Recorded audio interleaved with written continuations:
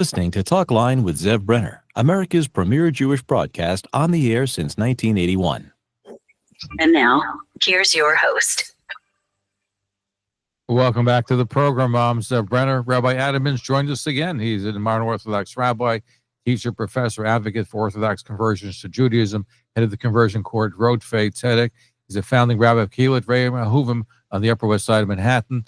Welcome back to the program. Thank you for joining us, Rabbi Mintz. Thank you for inviting me, Shavuot Tov. Shavuot Tov. We had such a great reaction last time you were on the program, and I know what kind of reaction did you get? Because the last time you spoke about why you're converting gays and lesbians, transgender people who hate Israel to Judaism, I'm sure you got a lot of feedback too. A lot of feedback. This is the place to be. If you want to get excitement about a topic, come to Talkline with Zev Brenner. Well, thank you. So since we last had a conversation on air, you have really cut back. You no longer are converting gay and lesbians to Judaism. What happened? What made you change your mind and position?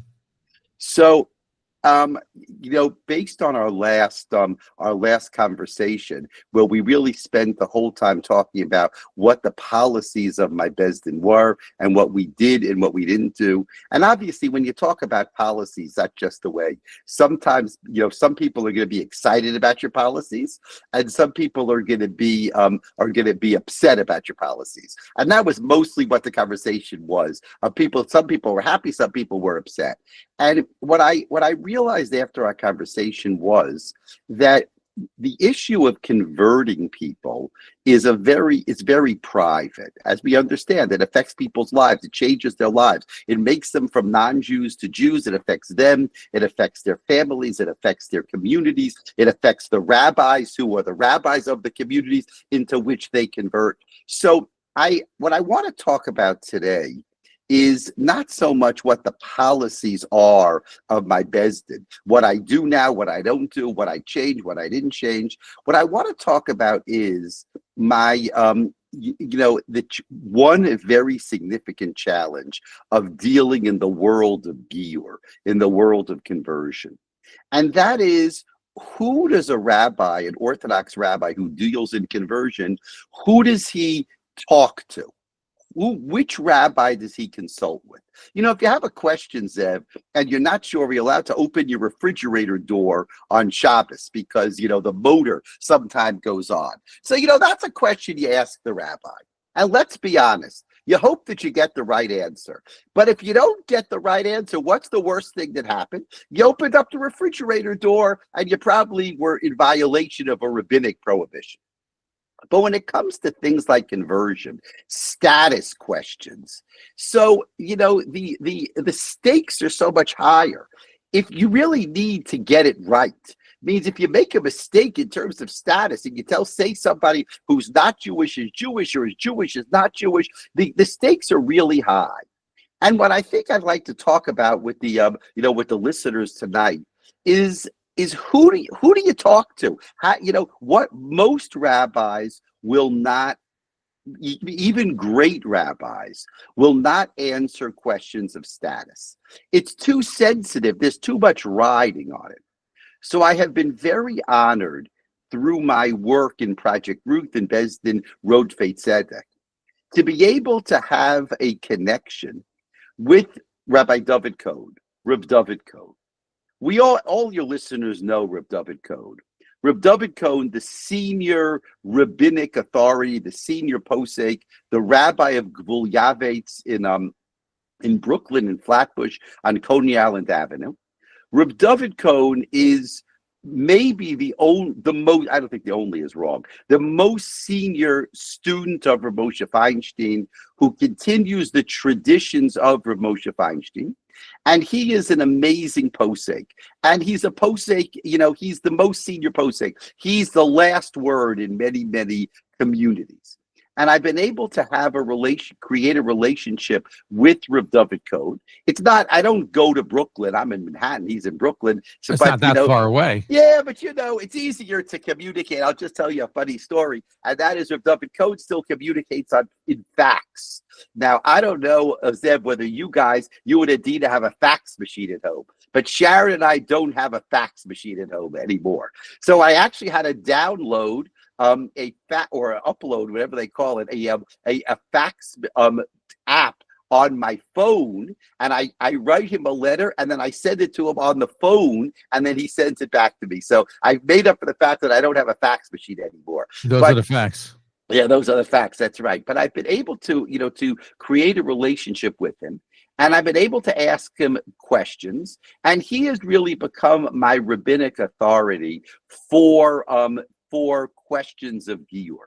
And I feel confident because the fact that I have the Gadol Hador, the premier rabbinic authority who's guiding me, that allows me to feel as if, I'm doing, not only am I doing the right thing, but I'm doing the responsible thing.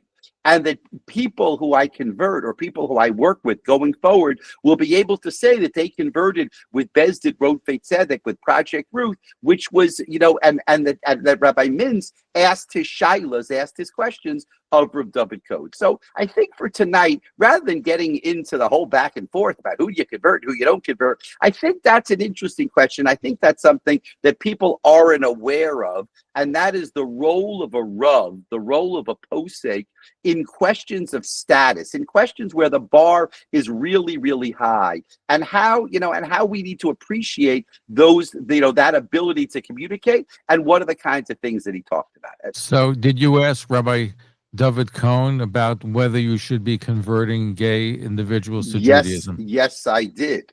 And Rav David Cohn gave me the following answer. Rav David Cohn said that, if somebody comes to you, a gay person comes to you, and they've converted to Judaism, so probably b'diavad, which means after the fact, once it's done, you can rely on the authorities that say that conversion is an acceptable conversion. And that's based on an understanding of the Gemara that even if you convert, but you leave out one element of Judaism, that the conversion is still a legitimate conversion. But Reb David Cohn told me that I should not be converting gay people. He said, quote, he says, it's a chilul Hashem. It's a desecration of God's name to convert gay people. That's what he wrote. He says, don't do it. He says, you're right. He says, it would be okay if you did it. They would be able to get an aliyah if you did it. They'd be Jewish. Forget get an aliyah. They would count for a minyan if it was a man, if you converted them. But don't do it. It's a chilul Hashem. And I want to, Zev, analyze that response that Reb David Cohn gave. And again, I follow Reb David Cohn. He is the one who I ask my questions to. But I want to analyze that answer that he gave. What does that mean that it's a chilul Hashem? Which means a desecration of God's name. Right, a desecration of God's name to convert gay people. And clearly he's talking in a community where gay people are not part of the Orthodox community. And therefore, to convert a gay person to Judaism, meaning in a community in which we marginalize gay people because they violate a biblical prohibition. So therefore, we should have nothing to do with gay people, and to convert a gay person to Judaism would be totally opposite of what we're supposed to do. Because being gay is a violation of a biblical prohibition. We don't want to in any way welcome them into the community. But I just raise, whenever, what's wonderful about being able to talk to you at 12:28 in the morning is that we can kind of analyze it and say, it's interesting that Reb David Cohn, he directs me from his community. You said that Brooklyn is not far from Manhattan. In terms of GPS, you're 100% right. But in terms of certain aspects of orthodoxy, it is actually pretty far away. And we know that's true. For instance, on the Upper West Side, where we come from, so many shuls, I won't say most, but many shuls would count a gay person for a minyan. Many shuls would give a gay person an aliyah. Now, Zev, I'm not saying that they would give a gay person an aliyah and the rabbi would get up before the aliyah and say, and Joe Schmo, a gay person, is now getting the aliyah. Of course, it's a don't ask, don't tell kind of arrangement. But even though we know that they're gay, but we give them an aliyah, they're part of the community.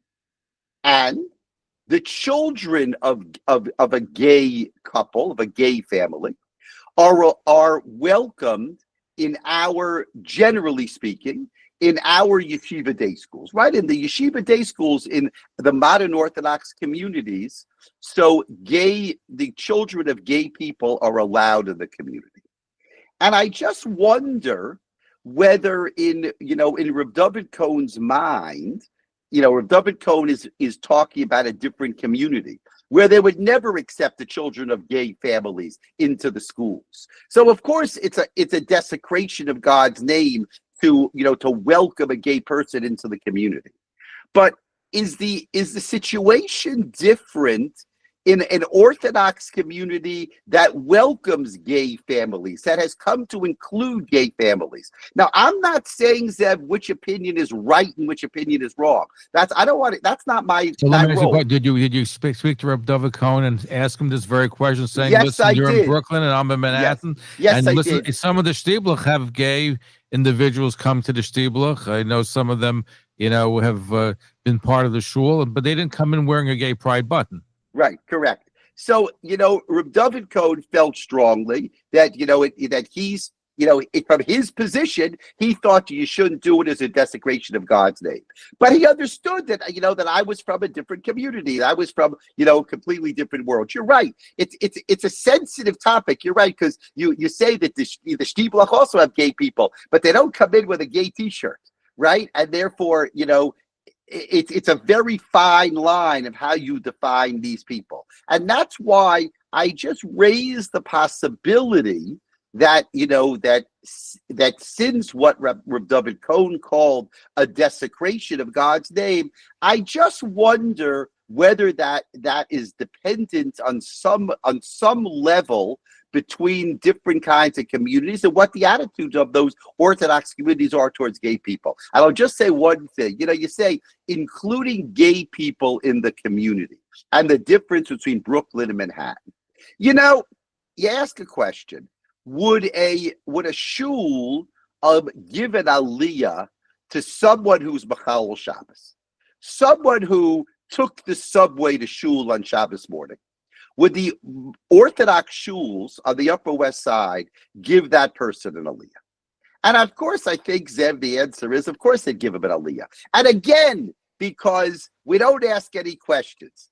But one of the rabbis of the big shuls out of New York used to say that he says, everyone in my shul walks to shul. Some people walk from home and some people walk from the parking lot. So we don't ask any questions. Everybody walks into shul. And so, of course, people who are Machal Shabbos, we give them an aliyah. We count them for the million. But let me ask you a question, Zev. In Volozhin, in 1850, do you think that they would give a Machal Shabbos an aliyah? Well, I'll tell you a story. About 40 years ago, a very famous philanthropist, Jewish philanthropist, came to Lakewood for a Shabbos for a family simcha. And he was not Orthodox. And he gave a lot of money to Lakewood. And there was a big crisis in Lakewood. What do? Do we give him an aliyah or we don't give him an aliyah? And my understanding is they gave him achro. So they gave him an aliyah, but they didn't give him one of the 7 main aliyahs. I thought they were going to give him hag, but we can pick up. So it's the same thing, right? It's the same kind of thing. They gave him achro. All I'm pointing out to you is that these things change. Attitudes towards Machal Shabbos change over time. There was one policy in Volozhin, one policy in Lakewood 40 years ago, another policy in the Orthodox shuls, be it Brooklyn or Manhattan today. And I wonder, Rabbi Adam Mintz, if this individual went into Lakewood today, would he get Acharon? I don't know. I have no idea. You say they're frummer now. There might be. You have to.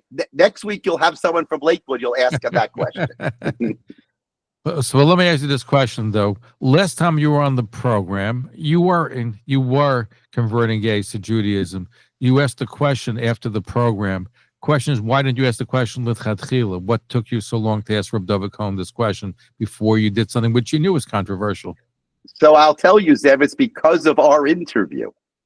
And I got so much feedback, positive and negative. And, and people said, you go to Rav David Cohen, why didn't you ask him this question? So I asked him this question. So thank you, Zev Brenner. It was thanks to you that I discussed this issue with Rav David Cohen. Rabbi Adam Mintz is our guest, congregation in Manhattan, Rayim Ahuvim, Manhattan. He's the founder. He's also involved in conversions. He does a lot of conversions, and there was Bezin, which is called the Rodfei Zedek. Rodfei Zedek, and the founding rabbis mentioned the Shul. And we're going to be right back right after these messages. Don't go away. Stay tuned. And if you'd like to participate in our conversation, you can call us at 212-769-1925. 212-769-1925. You want to email us, wonderful way to get your questions answered, zev@talklinenetwork.com, zev@talklinenetwork.com. You can WhatsApp us at 212-769-1925. We'll even try to take some phone calls on the WhatsApp, 212-769-1925, or the regular number. Coming up a little later on tonight, we will look at the Mossad. We'll look at their major accomplishment in Iran. We'll speak to somebody who's an expert on the Mossad. Dan Raviv, famous journalist who's written extensively, and in fact, he has a podcast and a radio show called The Mossad Files on our network. He will be on hand answering your questions, your comments, all upcoming here in this special edition of Talkline. We're going to be right back. Don't go away.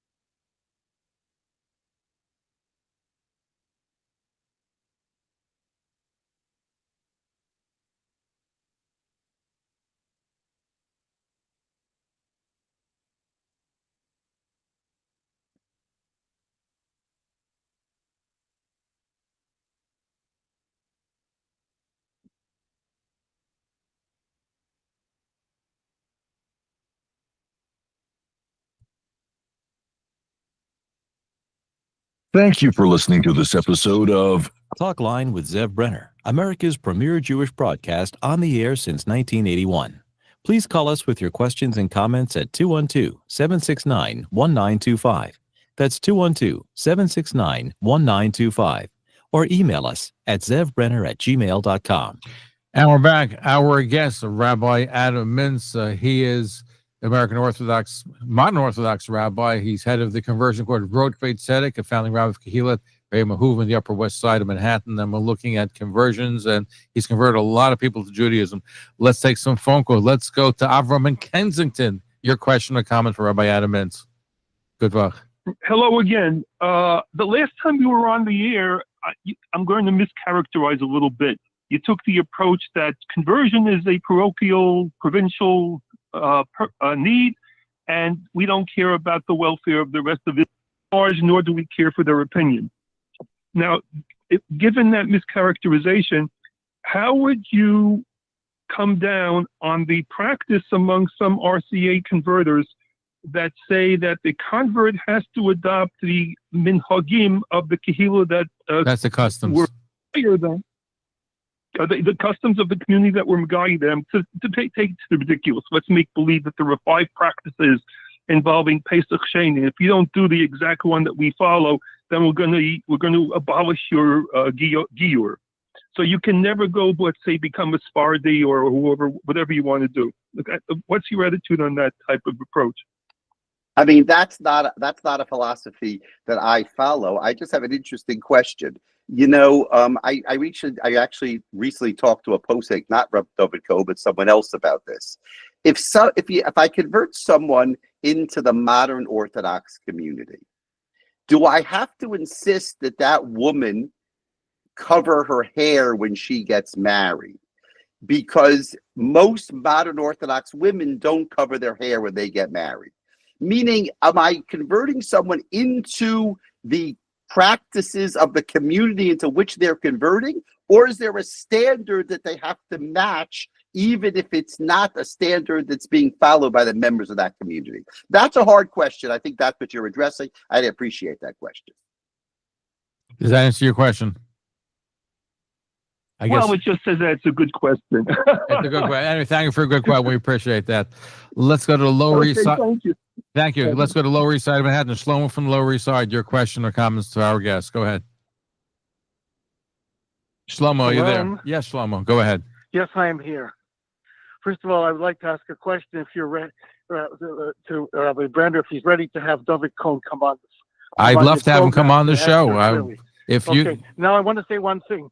Rabbi Mintz started off by saying, he started off post facto. Once I converted someone, if you find out he's gay, listen, I want to say one thing. If someone comes for gayrus and he says, Rabbi, I will do everything except I must have a cheeseburger.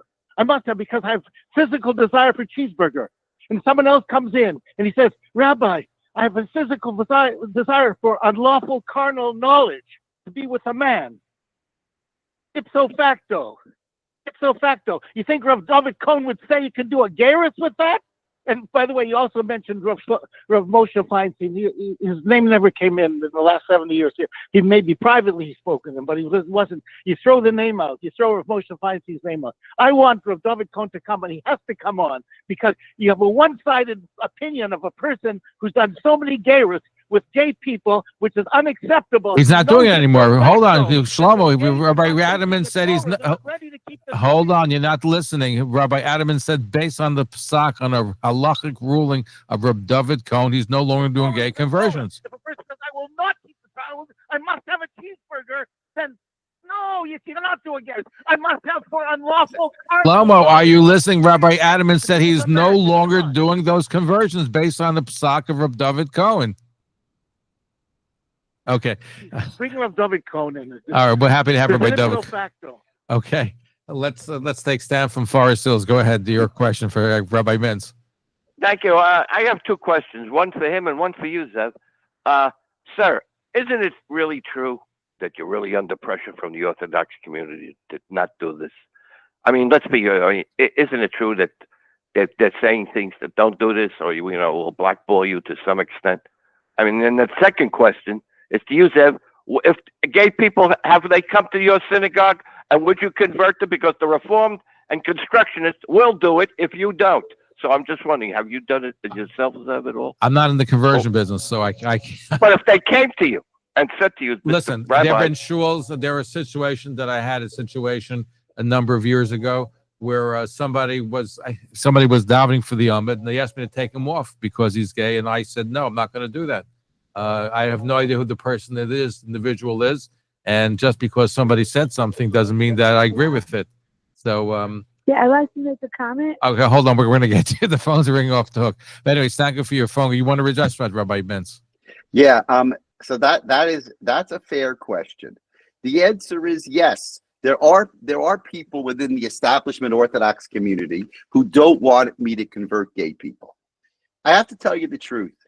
When you do certain things, when you're involved in certain areas of halacha and of rabbinic practice, you have to be willing to be courageous, because most rabbis are going to take a very conservative, with a small c, view about questions of status.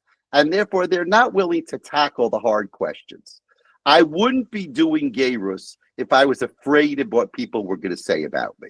So the answer is yes, absolutely. There is pressure from Orthodox rabbis not to convert gay people, not to convert so many people, like Zev said, that we convert a lot of people. There's a lot of pressure. We convert more than Rabbinical Council of America. That's correct. We converted in 2024. We converted 200 people. In 2025, now the end of June, we're on track to convert more people in 2025 than 2024. If I was afraid or I listened to pressure from others, I wouldn't be doing this. So the answer is yes, there's pressure. No, I don't care. Before I get to our next phone, let me squeeze in some email questions because they're coming in fast and furious. Mordechai writes, Dear Rabbi, aren't you afraid that no one will consider your conversions to be halachically valid, even if you wouldn't differ in any way, shape, or form with the way of any other Orthodox rabbi, but simply because you have converted gays in the past, it sort of makes you credence less? To convert someone doesn't necessarily mean they would be a tzaddik, which is a holy person, or tzaddik, so a female equivalent. But for example, you wouldn't want to convert someone who is so addicted to fast foods like McDonald's, Wendy's, or whatever the names are, and even after you convert them, they're not going to keep kosher. We still convert them with respect, but on ease, Mordechai. I mean, so that's the same question. And the answer is these are hard questions. These are hard questions. And I would love all my converts to be 100% from. I'd love all my women converts to cover their hair. I'd love them to do all of these things. But the reality is that there are a lot of different considerations when somebody comes to convert. And that the lines, I have to decide what the line is and which kinds of people are worthy of conversions. I'll just tell you that my conversions are accepted throughout the Orthodox community. Sure, there's politics, and sure, there are rabbis who don't want to accept the conversions. But by and large, these conversions are accepted across the board. And I'm proud of my not conversions. In Israel, right? Not in Israel, I mean, so in Israel, you can go on Aliyah with my conversion. The Misrad HaPnim will accept my conversions to make Aliyah. The Rabbanut won't perform the weddings. That's okay. I'm happy to fly to Israel and to get permission to perform your wedding in Israel. So anybody who wants to convert with me and wants to get married in Israel, I'm happy to come with you and perform the wedding. Mazel tov. Donna in Queens, your question for Rabbi Mintz. Go ahead, Donna. I want to tell you something. You're an opportunist. I don't know how much money you're getting, but Torah is Torah. Our values are our values. What's next? The woke? What's next? What else do you plan? You have to understand you are hurting these people that are not part of our people because they're going against the Torah. And when you're coming to a situation where To'eva, you're playing with fire. So whatever you think you're doing, you know what? In Hashem's eyes, you're going against the Torah. I don't even know how to call you rabbi. You're an opportunist, and you know. Wait, he did, but Donna, have you heard? He said he asked the psak, he asked the halachic ruling. Program for Zev. I'm very because he's going publicly. He's saying because he's converting his stance publicly, just like publicly. Listen, you got to give him some credit. It's not easy to say, listen.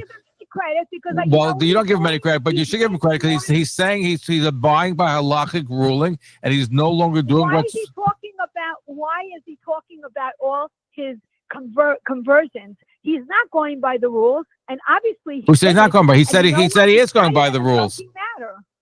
I'll let Rabbi Listen, Adam let me Mintz tell you direct one it and thing. let him direct you The way directly, he's effectively. speaking, the way he's speaking, it's like a joke. And you know what? I'm very offended by it, because you know what? It's causing a lot of problems in our Jewish community. Thanks. So let me tell you. So Okay. Okay. One minute. Thank you very much. I appreciate your view, and I want to tell you that if you ever come across someone who needs an Orthodox conversion and it's a difficult situation, please have them call me, and I'd love to help them out. Thank you very much. Do that because you're not representing. Thank you. A good Tavak. All right, thank you for your phone call. Okay, we'll get to some more phone calls. Here's another email question. Shlomo writes, how can one convert a gay person? Conversion requires a Kabbalah's mitzvah, means the acceptance of the commandments. We're and if past one all intends those to be gay, questions. and then but at least 1 minute. But you're saying if they just do one mitzvah, or if they lack one mitzvah, it's okay. Yeah. Okay, that's correct. That's a Gemara. The Gemara says if you convert chutz midavar echad, that's no good. There's a question. Machlokas the Rishonim had a disagreement among the commentators how to understand that. We went through that last time. Listen to the recording of People last want to be ready. You have until 100 times. Isn't that where it taught Rabbi Mintz? Yeah, that's correct. Okay. Tanya in Queens, your question for Rabbi Mintz. Go ahead, Tanya in Queens. Yeah, I have two questions. One, is he gay? Why does he take such an interest in doing this, especially for gays? Number two is, does he understand that when he converts someone and they go to shul, they could be influencing children and other people? Why does he think he wants to do this to the Jewish nation, a holy nation? I'll let Rabbi Mintz respond to you. Hold on. So let me first tell you that that there are many gay people who are part of the Orthodox community. Number two, do you keep Machal Shabbos out of your shul? Do you keep people who eat non-kosher out of your shul? They could influence the children too. I hope the children influence them. Thank you very much.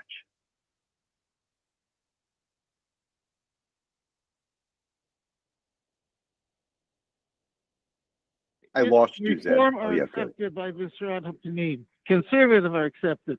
For him to do a marriage in Israel, it has to be if it's with the Rabbanut, each party has to be accepted by the Rabbanut as a Jew. So everyone can go to Israel. Everyone can go to Israel. I think that's a good thing. Reform can go. Every convert can go. Reform converts can go. That's very but good. They will I'm not be happy able about to be that. married by the Rabbanut. They have to do another gay route there. Okay, I know that. I've experienced it. Okay, so saying that the Misrad Panim accepts them, they accept everyone, anyone who calls himself a Jew under Reform, conservative, whatever. Okay, thank you. I can't hear you, Zev. Here's an email question. Yeah. I'm happy to hear Rabbi Mintz's reversal being discussed here. Kudos to Rabbi Cohen for his forthright, on-target statement, warning about Chil Hashem, which means desecration of God's name. Side note, Rabbi David Cohen is a prominent Talmud Chacham, Torah scholar, but please spare us the comedy. Do not call him Posek Adar. That's not accurate. P.S. I'm surprised that an MO stalwart like Adam Mintz, MO modern Orthodox stalwart like Adam Mintz, turns to Rabbi Cohen rather than posting from his MO world, like Rav Herschel Schechter, Rav Willig, Rav J. David Bleich, Shlita. Would they not have advised the same way as Rav Cohen? Be the matter under discussion. That's a good question. I'm willing to answer that question. You see, there's a lot of rabbinic politics in the world of Orthodox Giur, because the RCA has their own conversion program, and I'm doing Orthodox conversions outside of the RCA conversion program, the GPS conversion program. And I don't want to ask the poskim from the RCA these questions about my conversion, because it's really a conflict of interest. That's why I've gone. You're saying they're gay, but that's correct. That's correct. So I want to go to I go to Rav David Code. There's another very important piece of Rav David Code. It's true, I'm from the YU world. I have smicha from Soloveitchik. I'm from the YU world. But my conversions need to be beyond the YU world. I'm in touch, you should know, with Rabbi Yehoram Ullman. Rabbi Ullman is the head of the Sydney Bezdin. He is the posek for Chabad regarding Giur. it's very important for me that my conversions be accepted beyond the YU world. I want my conversions accepted by Chabad. I want my conversions accepted by the more, I don't know what you call it, Haredi Brooklyn world. And you say, me, Haredi Brooklyn, you don't know how many conversions I have from families in Lakewood or families in Brooklyn who send their people to me because they need a conversion and no one's willing to do it. So I'm sensitive to that. And the question before about Israel, I wish the Rabbanut would play ball. That if you have a friend of the Rabbanut, you need to tell your friend of the Rabbanut, it would be better for the Rabbanut if they were willing to play ball and discuss my converts rather than just reject everybody who's not done by them or the RCA. Thank you. Let me ask this question though: are you accepted by the Chabad and other Haredi other Haredi communities? Nothing's 100%, but basically the answer is yes. All right, we're going to take a short commercial break. Our guest is Rabbi Adam Mintz. As you heard, he converts more converts to Judaism than the Rabbinical Council of America. This year is going to be a banner year for him, as he's stating. He is the founding rabbi of Kehilat Rayim Ahuvim in west side of Manhattan, and he also is his business conversion court is called Rodfei Zedek. As you heard, he's no longer, since our last broadcast, no longer converting gay individuals to Judaism. We're going to be right back. Don't go away. Stay tuned. And if you want to continue calling us, 212-769-1925, 212-769-1925. What do you think about this matter? You can email us, zev@talklinenetwork.com, zev@talklinenetwork.com. You want to WhatsApp us, 212-769-1925. Coming up a little later this morning, Dan Raviv. He is an expert on the Mossad. In fact, his Mossad files is carried on our network, and he'll be looking at the Mossad's feats in Iran and protecting Israel. We're going to be right back. Don't go away. Stay tuned. This is the Talkline Network.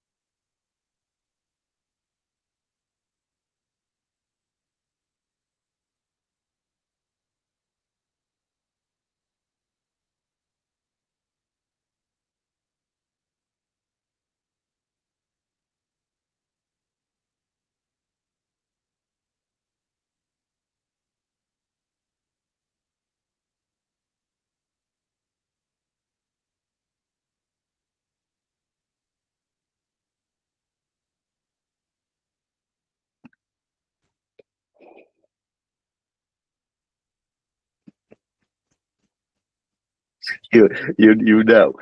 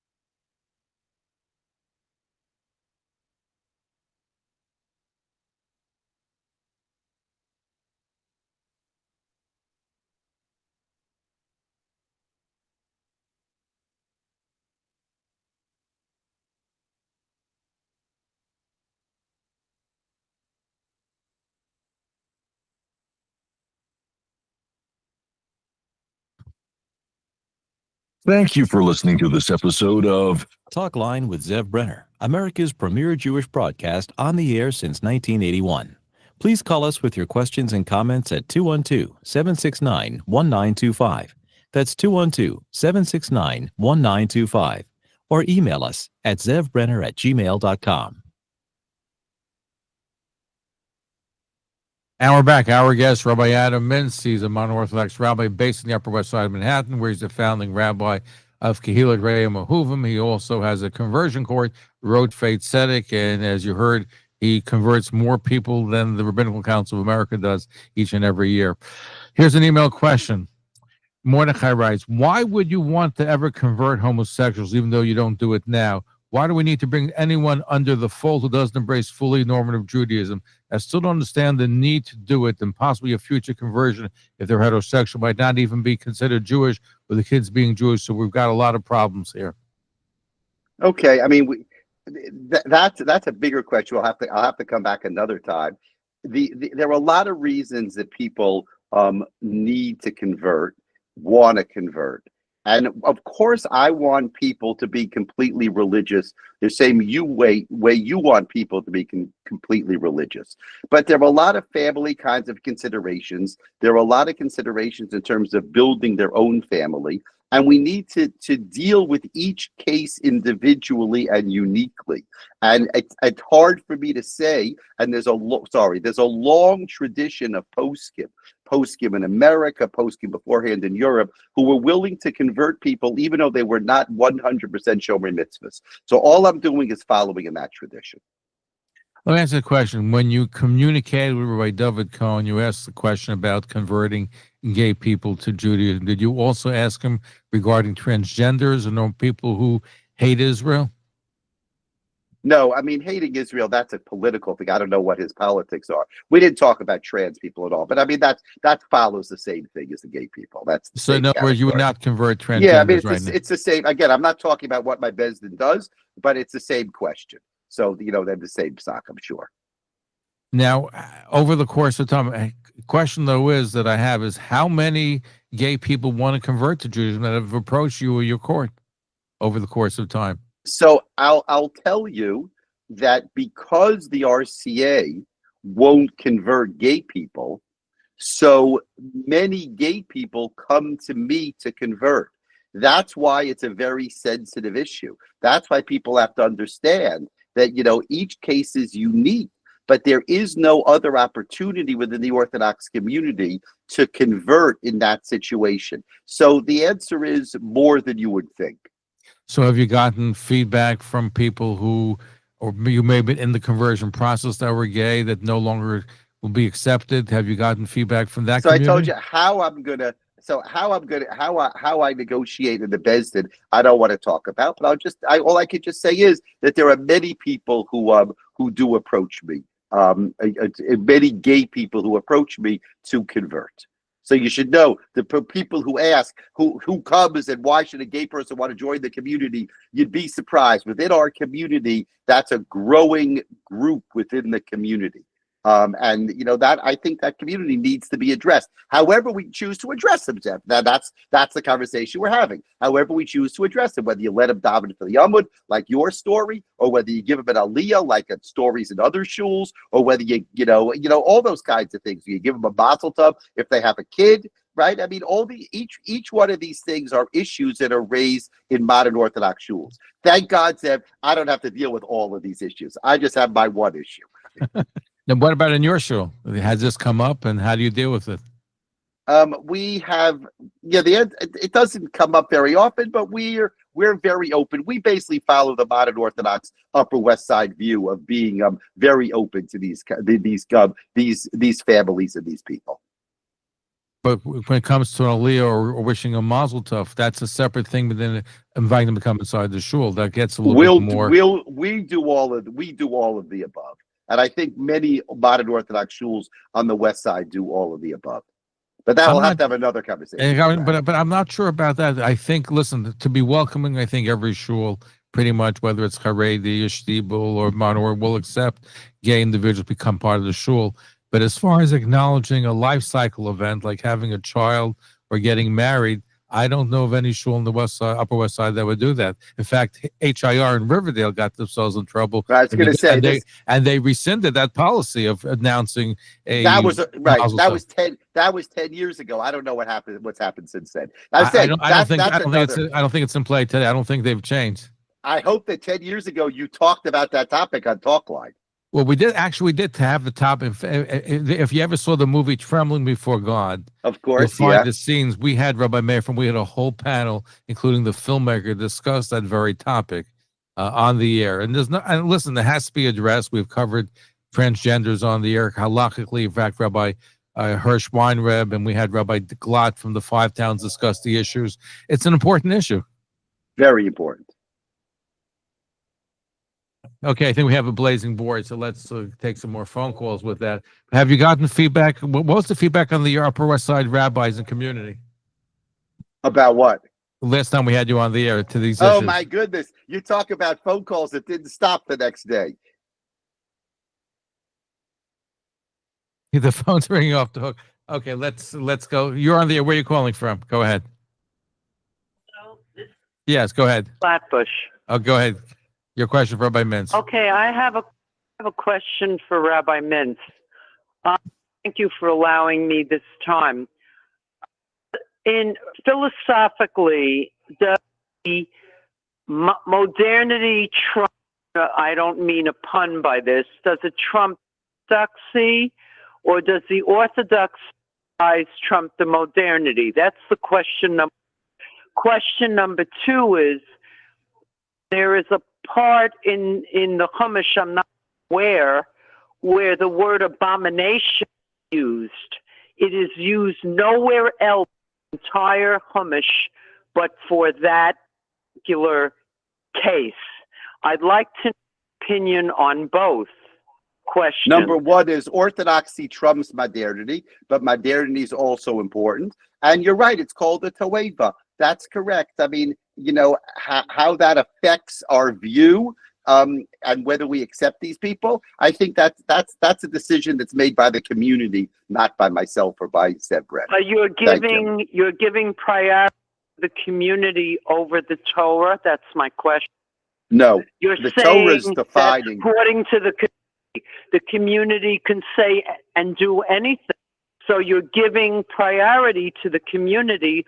The Torah, which is immutable and unchanging, no matter what year you live in, it's still Torah. And as Orthodox Jews, we have to Torah. I don't mean to be confrontational, but it's to me that it seems kind of crazy to give community the power of the Torah, which is the blueprint for man's behavior. Okay, thank you very much. Thank you. Good. Okay, I appreciate your question. Thank you. All right, thank you for the question. Let's take one more phone call. Yes, you're on there. Where are you calling from? From Brooklyn. Go ahead. Your question for Rabbi Mintz. Go ahead. I'm on? Yeah, go ahead. Your question for Rabbi Mintz. Okay. Yeah, yes. First of all, as far as what you said, that the Gemara that says that you could be Megayah Chutz Midover Echad. I'm where that Gemara is, but if there is such a Gemara, wouldn't there be a difference between where someone says, I believe in all 613 mitzvahs, and but I know that on the functional level, in other words, I won't be able to restrain myself. The answer is, you don't even have to finish your question. The answer is yes. Of course. Let me just finish. Here it's philosophical. They're not really taking on the mitzvah of. You're 100% right. Correct. They're philosophically rejecting it. So that's not.